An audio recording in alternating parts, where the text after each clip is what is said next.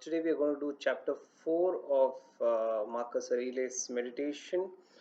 This chapter does not have a title, it's just 50 pieces of advice that he has given, which have been neatly arranged in an order.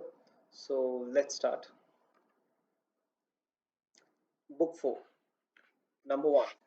Our inward power, when it obeys nature, reacts to events by accommodating itself to what it faces, to what is possible. It needs no specific material, it pursues its own aims as circumstances allow. It turns obstacles into fuel, as a fire overwhelms what would have quenched a lamp. What is thrown on top of a conflagration is absorbed and consumed by it and makes it burn brighter. No random actions. Number 2, no random actions not based on underlying principle. 3. People try to get away from it all, to the country, to the beach, to the mountains.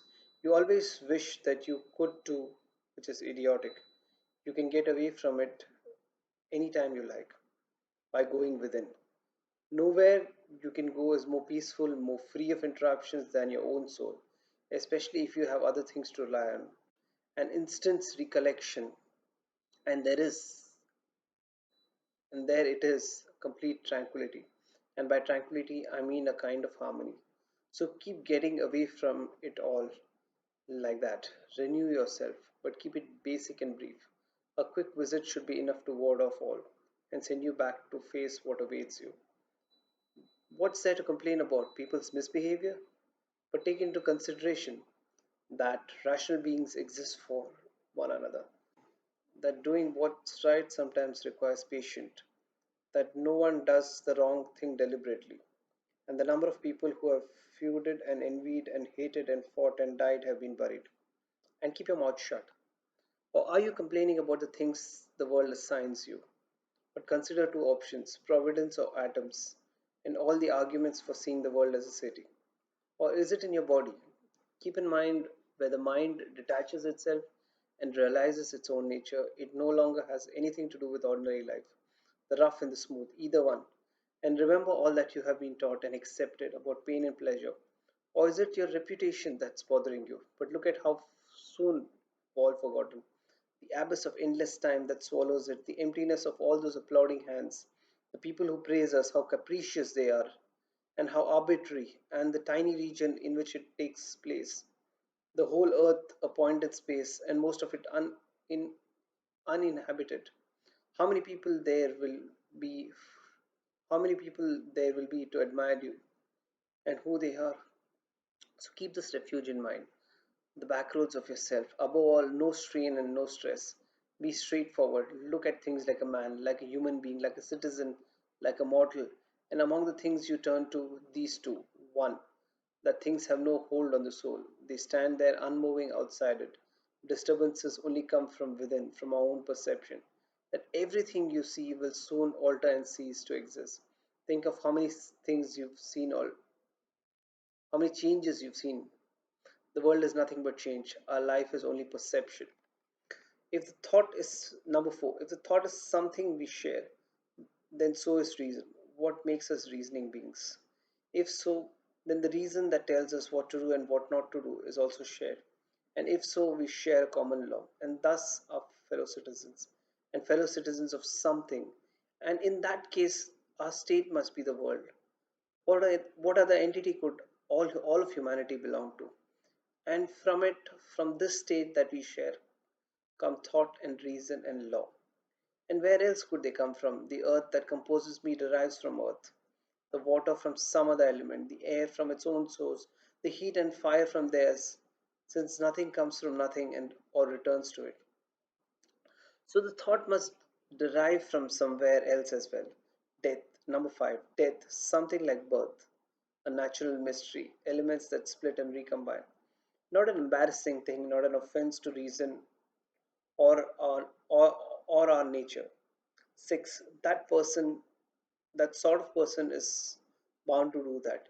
You might as well resent a fig tree for secreting juice. Anyway, before long, you both would be dead, and dead and soon forgotten. Choose not to be harmed, and you won't feel harmed. Don't feel harmed, and you haven't been. It can ruin your life only if it ruins your character. Otherwise, it cannot harm you, inside or out. It was for the best, so nature had no choice but to do it. We are on number 10. That every event is the right one. Look closely and you will see. Not just the right one overall, but right. As if somebody had weighed it out with scales. Keep looking closely like that and embody it in your actions. Goodness, what defines you? What defines a good person? Keep to it in everything you do. Not not what your enemy sees and hopes that you will, but what's really there. Number 12, two kinds of readiness are constantly needed. One, to do what the logos of authority and law directs, with a, with the good of human beings in mind. Two, to reconsider your position when someone can set you right or convert you to his. But your conversation should always rest on a conviction that is right or benefits others and nothing else, because it's more appealing or more popular, not because it's more appealing or more popular. Number 13, you have a mind? Yes. Well, why not use it? Isn't that all you want for it to do its job? Number 14, you have function as a part of something. You will vanish into what produced you, or be restored rather, to the logos from which all things spring by being changed. Number 15, many lumps of incense on the same altar. One crumbles now, one later. It makes no difference. 16. Now they see you as a beast, a monkey, but in a week they'll think of you as a god. If you rediscover your beliefs and honor the logos. Number 17. Not to live as if you had endless years ahead of you. Death overshadows you. While you're alive and able, be good. Number 18. The tranquility that comes when you stop caring what they say, or think, or do. Only what you do. Is that fair? Is this the right thing to do? Not to be distracted by their darkness, to run straight to the finishing line, unswerving. Number 19. People who are excited by posthumous fame forget that the people who will remember them will die, will soon die too, and those after them in turn, until their memory passed on from one to another like a candle flame gutters and goes out. But suppose that those who remembered where you were immortal and your memory undying, what good would it do to you? And I don't mean when you're dead, but in your own lifetime. What use is praise except to make your lifestyle a little bit more comfortable? You're out of your step, neglecting the gifts of nature to hand on someone's word in the future. 20. Beautiful things of any kind are beautiful in themselves and sufficient to themselves. Praise is extraneous. The object of praise remains what it is, no better and no worse. This applies, I think, even to beautiful things in ordinary life, physical objects, artworks. Does anything genuinely beautiful need supplementing? No. No more than justice does, or truth, or kindness, or humility. Are any of those improved by being praised or damaged by contempt? Is an emerald suddenly flawed if no one admires it? Or gold, or ivory, or purple, lyres, knife, flowers, bushes? 21. If a soul survive, how does the air find room for them? All of them since the beginning of time. How does the earth find room for all the bodies buried in it since the beginning of time? They linger for whatever length of time and then, through change and decomposition, make room for others. So too with the souls that inhabit the earth, the air. They linger a little and then they are changed, diffused, and rekindled into fire, absorbed into the logos from which all things spring, and so make room for new arrivals. One possible answer, but we shouldn't think only of the mass of buried bodies. They are the ones who consumed on a daily basis by us and by other animals. How many are swallowed up like that, entombed in the bodies of those nourished by them, and yet there is room for them all, covered into flesh and blood, transformed into air and fire. How is truth of this determined? Through analysis, material and cause. 22. Not to be driven this way and that, but always to behave with justice and see things as they are. 23. To the world, your harmony is mine. Whatever time you choose is the right time, not late, not early. to nature.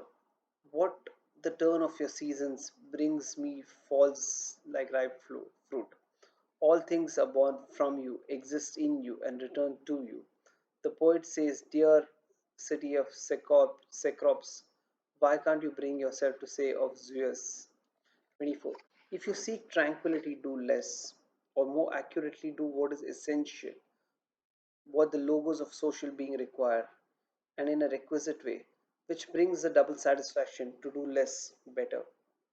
Because most of what we say and do is not essential. If you can eliminate it, you will have more time and more tranquility. Ask yourself at every moment, is this necessary? But we need to eliminate unnecessary assumptions as well, to eliminate the unnecessary actions that follow. And then you might see what life of a good man is like.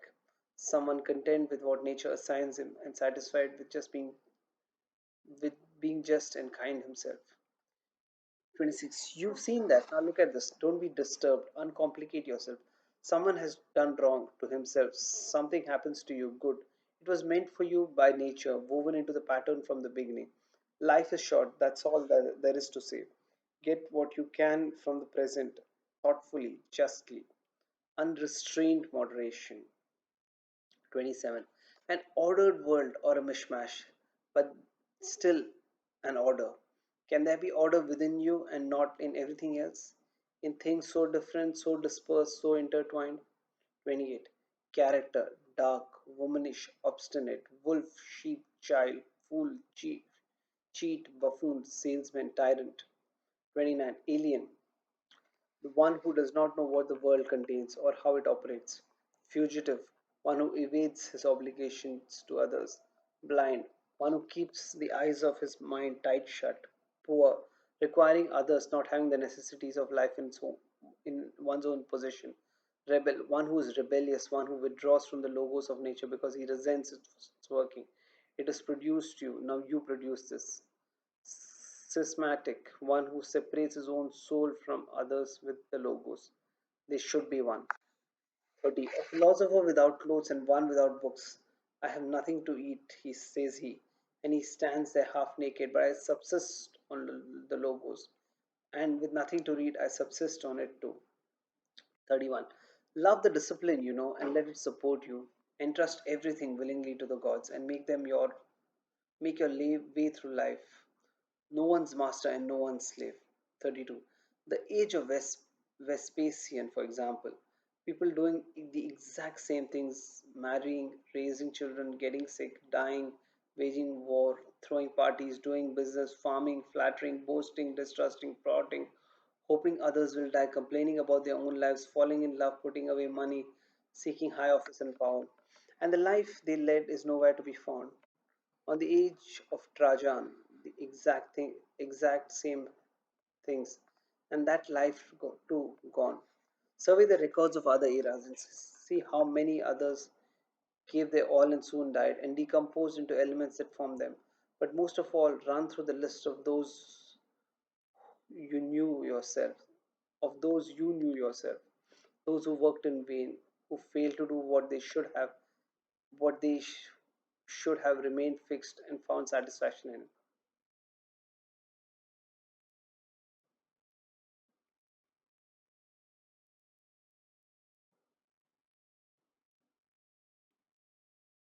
A key point to bear in mind: the value of attentiveness varies in proportion to its object. You're better off not giving the small things more time than they deserve. Words once in common, sorry, just keeps jumping.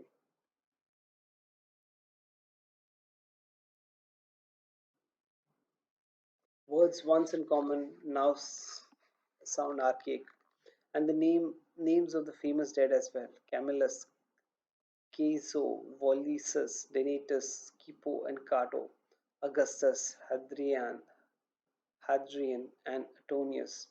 And everything fades so quickly, turns into legend, and soon oblivion covers it. And those are the ones who shone, the rest unknown, unasked for, a minute after death. What is eternal fame? Emptiness. Then what should we work for? Only this: a proper understanding, unselfish action, truthful speech, a resolve to accept whatever happens as necessary and familiar, flowing like water from the same source in spring. Hand yourself over to Clotho voluntarily and let her spin you into whatever she pleases. Everything transitory, the knower and the known. Constant awareness that everything is born from change. The knowledge that there's nothing nature loves more than to alter what exists and make new things like it. All that exists is the seed of what will emerge from it. You think the only seeds are the ones that make plants or children go deeper. 37. On the verge of dying and still weighed down, still turbulent, still convinced external things can harm you, still rude to other people, still not acknowledging the truth, that wisdom is justice. 38. Look into their minds at what the wise do and what they don't. 39. Nothing that goes on in anyone else's mind can harm you, nor can the shifts and changes in the world around you. Then, where is the harm to be found? In your capacity to see it. Stop doing that and everything will be fine. Let the part of you that makes the judgment keep quiet. Even if the body is it's attached to, it's stabbed or burnt, or sinking with pus or consumed with cancer, or to put it in another way, it needs to realize that whatever happens to everyone, bad and good alike, it's neither good or bad. And what happens in every life, lived naturally or not, is neither natural nor unnatural. Number 40, the world as a living being, one nature, one soul. Keep that in mind. And how everything feeds into that single experience, moves with a single motion, and how everything helps produce everything else, spun and woven together. 41, a little wisp of soul carrying a corpse. Epictetus. 42, there's nothing bad in undergoing change or good in emerging from it. 43. Time is a river, a violent current of events, glimpsed once and carried past us, and, and another follows and is gone. 44. Everything that happens is as simple and familiar as the rose in spring, the fruit in summer, disease, death, blasphemy, conspiracy. Everything that makes stupid people hang, happy or angry. 45. What follows coheres with what went before, not like a random catalog whose orders imposed upon it are arbitrarily, but logically connected. And just what exists is ordered and harmonious. What comes into being betrays an order too, not more sequence but an astonishing concordance. 46. Remember Heraclitus. When the earth dies, it becomes water. Water, air, fire, and back to the beginning. Those who have forgotten where the road leads, they are at odds with what is all around them. They all directing logos and they find alien in what they meet with every day. Our words and actions should not be like those of the sleepers, for we act and speak in dreams as well, or of children copying their parents, doing and saying only what they've been told. 47. Suppose a god announced that you were going to die tomorrow or the day after. Unless you were a complete coward, you would you wouldn't kick up a fuss about the date which day it was. What difference could it make? Now recognize that the difference between years from now and tomorrow is just as small. 48. Don't let yourself forget about how many doctors have died after furrowing their brows over how many deathbeds. How many astrologers after pompous forecasts about others end. How many philosophers after endless disquisitions on death and immortality. How many warriors after inflicting thousands of casualties themselves. How many tyrants after abusing the power of life and death atrociously as if they were themselves immortal. How many of the cities have met their end? Helike, Pompeii, Herculaneum, countless others. And all the ones you know yourself, one after the other, one who laid out another for burial, and was buried himself, and the man who buried him, all in the same short space of time. In short, know this: human lives are very brief and trivial. Yesterday a blob of semen, tomorrow an embalming fluid ash. To pass through this life as nature demands, to give it up without complaint, like an olive that ripens and falls, praising its mother, thanking the tree it grew on, to be like the rock that the waves keep crashing over. It stands unmoved, and the raging of the sea falls still around it. 49, it's unfortunate that this has happened. No, it's fortunate that this has happened, and I've remained unharmed by it, not shattered by the present or frightened of the future. It could have happened to anyone, but not everyone could have remained unharmed by it. Why treat one as a misfortune rather than the other as a fortunate? Can you really call something a misfortune that does not violate human nature?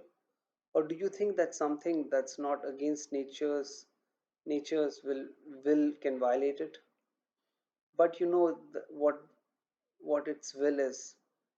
Does what's happened keep you from acting with justice, generosity, self-control, sanity, prudence, honesty, humility, straightforwardness, and all the other qualities that allow a person's nature to fulfill itself? So remember this principle: when someone threatens to cause you pain, the pain that itself was no misfortune at all. To endure it and prevail is great good fortune. Uh, 50. A tried but effective tactic against the fear of death. Think of the list of people who had to be pried away from life. What did they gain by dying old? In the end, they all slept 6 feet under. Cassidicanus, Fabius, Julian, Lepidus, and all the rest. They buried their contemporaries and were buried in turn. Our lifetime is so brief, and to live it out in these circumstances, among these people, in this body, nothing to get excited about. Consider the abyss of time past, the infinite future, 3 days of life or 3 generations. What's the difference?